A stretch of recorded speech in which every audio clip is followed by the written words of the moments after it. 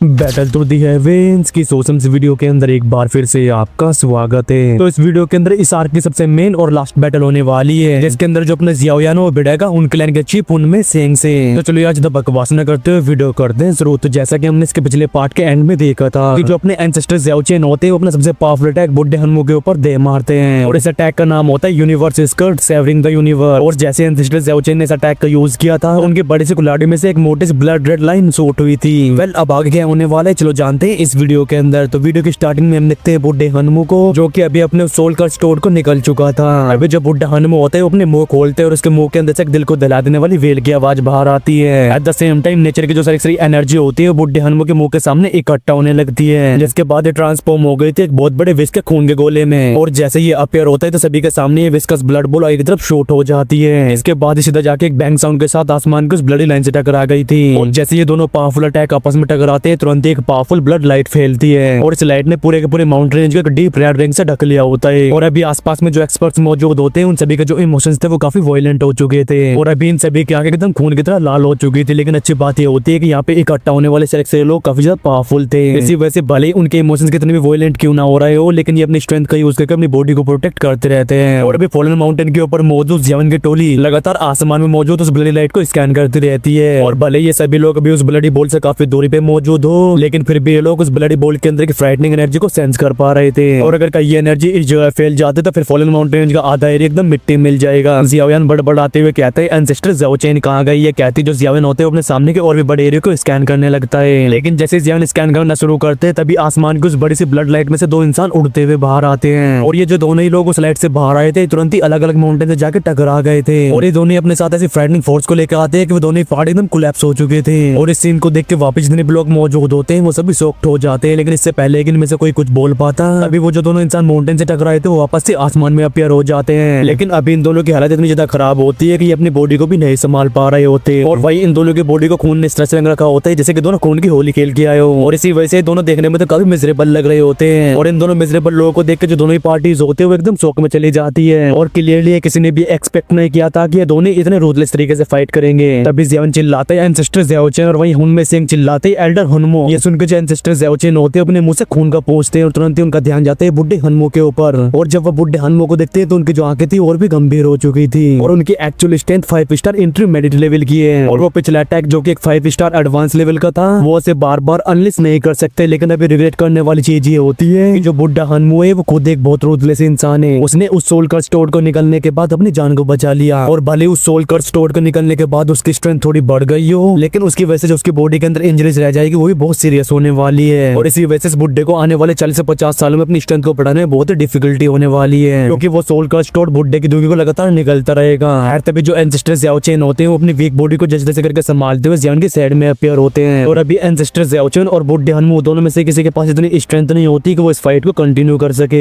जहाँ पे अपने एंसेस्टर ज़ियाओचेन की जो इंजरीज थी वो एग्जॉशन की वजह से थी, लेकिन वही जो बुड्ढा हनुमो होते हैं उसकी हालत कुछ ज्यादा ही खराब लगती है। और ज़ियाओचेन को अपनी साइड में अपीयर होते हुए देख जो ज़ियाओयान होते हैं वो तुरंत ही पूछते हैं कि एंसेस्टर क्या आप ठीक हो। और ये कहती है अपनी स्ट्रोजिंग से मेडिसिन पिल को बाहर निकालता है, जो कि वो तुरंत ही एंसेस्टर ज़ियाओचेन को पकड़ा देता है। एंसेस्टर ज़ियाओचेन भी इस मेडिसिन पिल को लेने के बाद तुरंत ही कंज्यूम कर लेते हैं, जिसके बाद वो एक रिग्रेट से भरी आवाज में कहते हैं कि मैं तो एकदम ठीक हूँ, लेकिन लगता है कि ये वाला मैच भी ड्रॉ रहा है, और इसी वजह से हम सभी लोग फाइनल राउंड में तुम्हारे ऊपर रिलाई कर रहे होंगे।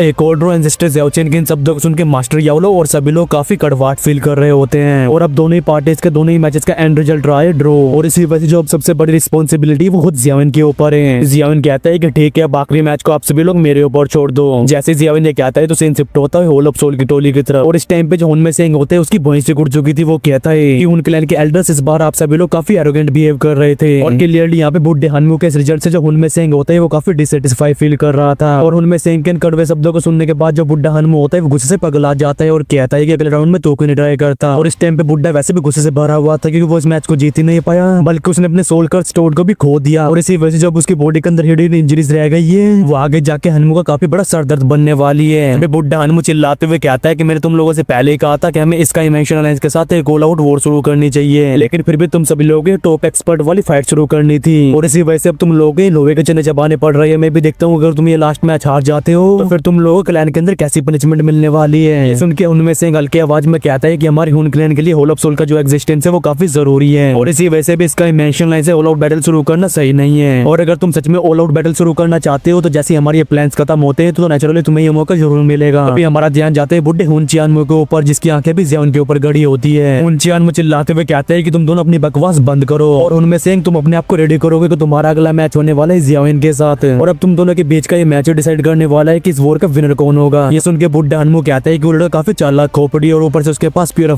डिमोनिक लोटस फ्लेम भी है, और इसी वजह से तुम्हारे लिए अच्छा यही होगा कि तुम उससे बिल्कुल भी हल्के मत लेना। ये सुन के जो उनमें से होते अपने साइड में खड़े बुड्ढे हन चियानमू की आंखों में देखता है। इसके बाद उसके चेहरे पे एक अजीब से स्माइल आती है। वो कहता है pure demonic lotus flame right. ये कहती है अपने एक हाथ को झटका देता है। इसके बाद वो अपनी जगह से सूट हो गया था। वो कहता है कि ये चीफ भी एक्सपीरियंस करना चाहता है कि आखिरकार ये प्योर डिमोनिक लोटस फ्लेम कितनी ज्यादा पावरफुल है। और जैसे ये होल ऑफ सोल का चीफ फाइट करने के लिए आगे बढ़ता है, तब इस माउंटेन रेंज के अंदर मौजूद सभी लोग की आगे स्विच साउंड के साथ उसके ऊपर शिफ्ट होती है। और सेंट्रल प्लान के अंदर होल ऑफ सोल के चीफ ने अपने नाम कैसे रेपुटेशन बना के रखी है, सिर्फ इसके नाम को सुनते सेंट्रल प्लान के जो लोग हैं वो कांप जाते हैं। लेकिन जैसे टाइम गुजरता गया तो लोगों की आंखों में जो नाम है फेड होता गया। लेकिन चाहे फिर कितना भी टाइम क्यों ना गुजर जाए, इस नाम की जो डरावनी रेपुटेशन है वो कभी भी गायब नहीं होगी। और अगर सेंट्रल प्लान के अंदर टॉप एक्सपर्ट्स की बात की जाए तो फिर होल ऑफ सोल के चीफ उनमें से एकदम टॉप के स्पॉट को लेगा। खैर तभी जो होल ऑफ सोल के चीफ होते हैं वो जियाओन से 1000 फुट की दूरी पे आने के बाद रुक जाता है। इसके बाद उसकी आंखें जाती है जियाओन के ऊपर। जियाओन को देखने के बाद उसके चेहरे पे एक अजीब सी स्माइल आती है। और भले ही अभी की सिचुएशन कैसे भी क्यों ना हो, लेकिन फिर भी उसके चेहरे के हाव भाव बिल्कुल भी चेंज नहीं होते। और उसकी बॉडी का जो ओरा होता है वो भी काफी काम तरीके से बाहर आ रहा था। वो कहता है कि 2 बैटल 2 ड्रॉ से रिजल्ट को देख के चीफ भी काफी सरप्राइज हो गया है, लेकिन फिर भी जो फाइनल रिजल्ट है वो इससे बदलने वाला नहीं है। ये सुन के जो जियाओन होते हैं उसकी आंखें भी होल ऑफ सोल के चीफ को देखती है, जिसके बाद उसकी बॉडी के चारों तरफ एक ऐसी हिडन फोर्स फैलती है इसने कि इस पूरी जगह के टेम्परेचर को एकदम टॉप पे पहुंचा दिया था। जियाओन कहता है कि हम जब भी कुछ करने के लिए जाते हैं तो हमें बदलाव के लिए भी कुछ रूल्स छोड़ देने चाहिए, और इसी वजह से बात करते टाइम इतना ओवर कॉन्फिडेंस होने की जरूरत नहीं है। और मुझे लगता है कि होल ऑफ सोल का चीफ अब तुझे अपना ख्याल रखना चाहिए। और जियाओन के इन शब्दों को सुनकर जो होल ऑफ सोल का चीफ था वो हंसने लगा था। वो हंसते हुए कहता है कि जब भी हमारा होल ऑफ सोल एक्शन लेता है तो हमारे जो एनिमीज होते हैं वो जिंदा नहीं रहते, और इसी वजह से जो तुम्हारे शब्द है सिर्फ मीडियोकर लोगों के लिए। अगर कोई भी किसी चीज को अचीव करने के लिए इतना सोचेगा फिर इसका मतलब ये है कि वो इंसान पहले से ही हार मान चुका है। और इन दोनों को इस तरह से एक दूसरे की बातों को काटते हुए देख जो आसपास के लोग होते हैं वो काफी ज्यादा एक्साइटेड हो जाते हैं। और आज की ये फाइट ही सबसे ज्यादा इंपॉर्टेंट है क्योंकि एक तरफ होल ऑफ सोल का चीफ और अगर दूसरी तरफ एक सर्टेन पॉइंट से देखा जाए तो फिर जियाओन भी स्काई मिशन लाइंस का चीफ ही है। और इन दोनों के बीच की फाइट डिसाइड करेगी कि आखिरकार इस बैटल का विजेता कौन होगा। और अभी जब होल ऑफ सोल का चीफ जियाओन को देख रहा होता है तो उसकी आंखों में काफी कॉम्प्लिकेटेड इमोशन होते हैं। वो कहता है कि उस टाइम पे तुम्हारी वजह से मुझे काफी बुरा भला सुनना पड़ा, और जियामा एम्पायर के अंदर तुम्हारे फादर यानी कि ज़ाओ ज़ेन को कैप्चर करने का ऑर्डर मैंने ही दिया था, और तब मेरे विचार ऐसे थे कि अटैक करते टाइम सभी को टपका दिया जाए। लेकिन सीन कुछ ऐसा है कि ऑर्डर को इशू करने के बाद इस चीफ को रिट्रीट में जाना पड़ा, और क्योंकि मैं अवेलेबल ही नहीं था तो फिर मैंने कुछ सबऑर्डिनेट के आलस की वजह से वो सिर्फ ज़ाओ ज़ेन को ही कैप्चर कर पाए, क्योंकि उन लोगों ने तुम्हें हल्के में ले लिया था। और बार जब तुम्हारे ऊपर अटैक हुआ तो तुम अपनी जान को बचा पाए, और सिर्फ इन 10 सालों के अंदर तुम आज इस लेवल पे खड़े हुए हो। और होल ऑफ सोल के सामने आज ये जो खतरा खड़ा हुआ है हुन क्लैन ने इसे बहुत पहले खत्म कर दिया होता, लेकिन कुछ रीजंस की वजह से हुन क्लैन ने इस खतरे को बहुत ही टेरिफाइंग स्पीड से ग्रो होने दिया, और अभी ये थ्रेड इस लेवल तक पहुंच चुका है कि होल ऑफ सोल से आमने सामने की बैटल कर सकता है। और अगर होल ऑफ सोल का चीफ ये भूल जाए कि सामने खड़ा हुआ है लोंडा उसका दुश्मन है तो फिर होल ऑफ सोल का चीफ भी जियाओन के लिए काफी एडमिरेशन फील करता था। और अभी होल ऑफ सोल के चीफ को भी एडमिट करना पड़ता कि अगर वो खुद जियाओन की जगह पे होता तो फिर इतनी सारी डिफिकल्टीज का सामना करने के बाद भी वो कंटेंट के पीक लेवल पे नहीं पहुंच पाता। फिर ये सब सोचने के बाद जो होल ऑफ सोल का चीफ था वो मुस्कुराने लगता है, जिसके बाद उसकी आंखें जाती है जियाओन के ऊपर जिसके चेहरे पे भी कोई भी इमोशन मौजूद नहीं होते। होल ऑफ सोल का चीफ कहता है कि बिना किसी डाउट के तुम्हारे इस लेवल तक ग्रो होने के पीछे रिस्पॉन्सिबल मैं भी हूँ, और इसी वजह से आज मैं इस रिस्पॉन्सिबिलिटी खत्म करना चाहूंगा। ये सुन के जियाओन भी कहता है कि मैं भी ये चाहता हूँ कि आज मेरे ज़ाओ क्लैन के मेंबर्स के खून का बदला लिया जाए। और भले भी जियाओन की आवाज काफी काम हो, लेकिन हर इंसान अभी इसके अंदर किलिंग इंटेंट को सेंस कर पा रहा था। और जियाओन को जो अपनी ज़ाओ क्लैन की हिस्ट्री के बारे में पता चला था वो अब उसके दिमाग में घर कर चुकी है, और इस हन क्लैन की वजह से उसके ज़ाओ क्लैन की ऐसी हालत हो गई है उसके फादर को भी कैप्चर कर लिया गया, यहाँ तक कि उसके क्लैन के मेंबर को भी नहीं बख्शा गया। और एंड में जाके ज़ाओ क्लैन को अपने घर को छोड़ के जियामा एम्पायर की गलियों में इधर उधर भटकना पड़ा। यार उस टाइम पे जियाओन के पास इतनी स्ट्रेंथ नहीं होती कि वो अपने क्लैन को प्रोटेक्ट कर सके, और इसी वजह से इस खून के बदले को अपने दिल के अंदर दबाना पड़ा। और जियाओन के अभी तक की जिस तरह की जर्नी रही है उस वजह से जियाओन का जो कैरेक्टर है वो काफी मजबूत हो चुका है, और साथ ही जियाओन के होल ऑफ सोल से नफरत और भी बढ़ रही है। और इस रिप्लाई को सुनकर जो हुन में से होते हैं वो मुस्कुराने लगता है, और अभी उसकी बॉडी से भी वो डार्क ब्लैक धुएं की बाहर आने लगी थी। वो कहता है कि ठीक है तुम अटैक करना शुरू करो, और अब ये चीफ भी देखना चाहता है कि तुम कितने स्ट्रॉन्ग हो, जैसे कि डिमोनिक फ्लेम विलन में ऐसा लकी इनकाउंटर मिला है। लेकिन इससे पहले कि उनमें से और भी कुछ कह पाता तभी उसे एक लोक बूम की साउंड सुनाई देती है, और ऊपर से जब ये सोनिक बूम अटैक रिलीज हुआ था तो उसके सामने का जो स्पेस होता है वो फ्लक्चुएट होने लगता है, और जियाओन किसी घोस्ट की तरह एकदम से वहां पे अपीयर हो गया था। और जैसे जियाओन अपनी उंगलियों को मोड़ता है तो एक पिंक फायर सेल्डिंग उसके हाथों के ऊपर डांस कर रहा होता है, और जैसे ये पिंक फ्लेम अपीयर होती है तो इस दुनिया का जो टेम्परेचर होता है वो एकदम आसमान को छू लेता है। और जियाओन का ये वाला जो अटैक था इसकी स्पीड कुछ ज्यादा ही फास्ट थी, यहाँ तक कि होल ऑफ सोल का चीफ जो कि हमेशा शांति रह चुका था उसके चेहरे में भी स्टन्ड एक्सप्रेशंस थे, लेकिन पलक झपकते उसके आसपास जो ब्लैक दुई की होती है वो उसके बॉडी के सामने इकट्ठा होने लगती है और ये इकट्ठा होकर एक शील्ड की फॉर्म बना लेती है। लेकिन जियान की जो दोनों उंगलियां होती है वो बिल्कुल भी नहीं रुकती।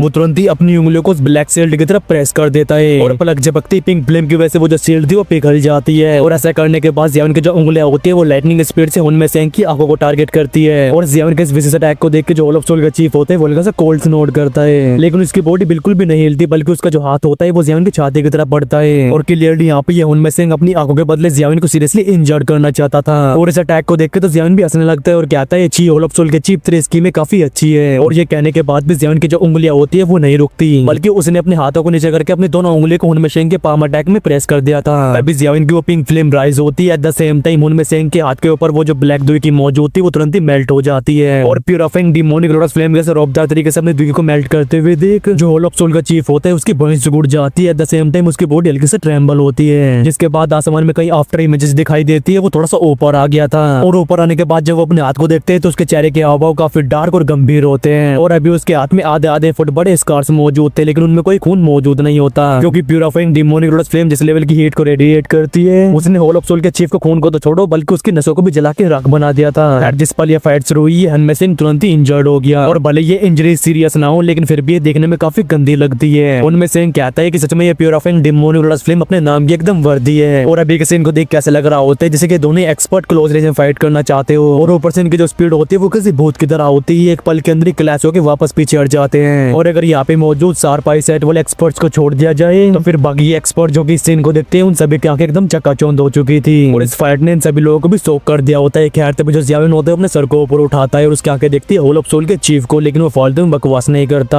वो तुरंत ही लाइटनिंग स्पीड से अपनी हैंड सील्स को चेंज करने लगते हैं और जैसे उसकी हैंड सील्स कंप्लीट होती है उसकी बॉडी की सरफेस के ऊपर एक 1000 फुट बड़ी स्पिरिचुअल बॉडी अपीयर हुई थी। और इस अटैक का नाम होता है येलो स्प्रिंग डिवाइन एंगर। और अभी जियान सामने खड़े हुए उनमें से इनको बिल्कुल भी हल्के में नहीं ले सकता था। और इसी वजह से जियान अपनी पहली स्ट्राइक के बाद ही तुरंत ही अपने सबसे पावरफुल सोनिक 2 स्किल को अनलीश करता है। यार जैसे ये बड़ी सी स्पिरिचुअल बॉडी अपने मुंह खोलती है तो उसके मुंह से बाहर आने वाली वो टेरिफाइंग आवाज एक मुंह साउंड के साथ लाइट से भी ज्यादा स्पीड में होल ऑफ सोल के चीफ के पास पहुंच जाती है। और इस आवाज को अपनी तरफ आते हुए देख जो होल ऑफ सोल का चीफ होता है वो तुरंत ही पीछे जाता है। एट द सेम टाइम उसके बॉडी से उसकी दुई की भी इरप्ट होती है। उनमें से कहता है कि जियान भले ही तुम्हारी येलो स्प्रिंग डिवाइन एंगर से बाकी के लोग डरते हो लेकिन ये चीफ बिल्कुल भी नहीं डरता। और अभी उसकी बॉडी से जो काली काली दुई की बाहर आ रही होती है उसमें सभी की शौक से भरी आगे कई स्पिरिचुअल बॉडीज को देखती है। और इन सभी स्पिरिचुअल बॉडीज के जो नंबर होते हैं वो काफी टेरिफाइंग होते हैं। और ये जो सारी स्पिरिचुअल बॉडी होती है होल ऑफ सोल के चीफ की बॉडी को घेर के गोलाकार की फॉर्मेशन बना लेती है। और अभी इन सभी सोल बॉडीज को देख कैसे लगते हैं जैसे कि ये उनमें से इनकी पूजा कर रही हो, क्योंकि इन सभी ने होल ऑफ सोल के चीफ के सामने अपने घुटने टेक दिए होते हैं। और साथ ही इन सभी के मुंह से भी सोनिक वेव बाहर आ रही होती है। और इस अटैक का नाम होता है 10,000 वर्शिपिंग सोल। और ये जो अनगिनत सोनिक वेव होती है होल ऑफ सोल के चीफ के सामने इकट्ठा होके